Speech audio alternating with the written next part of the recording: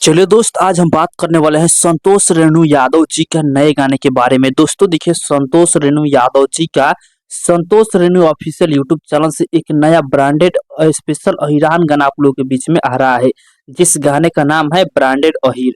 आप लोगों से बता दें कि इस गाना का जो है 29 अप्रैल को आप सभी के बीच में 6:15 पर रिलीज किया जाएगा। जिस गाने को संतोष रेणु यादव के साथ प्रियंका सिंह चौहान इस गाने को गाई है और गाने को राइटर अरुण बिहारी जी लिखे हुए हैं और गाने म्यूजिक बनाए हैं आर्या शर्मा जी। और इस गाने को 29 तारीख को संतोष रेणु ऑफिशियल यूट्यूब चैनल पर रिलीज किया जाएगा। तो जितने भी संतोष रेणु यादव के फैन है, तो आप लोग तैयार रहिए इस गाने को सुनने के लिए संतोष रेणु ऑफिशियल यूट्यूब चैनल पे 29 तारीख को सुबह 6:15 पर।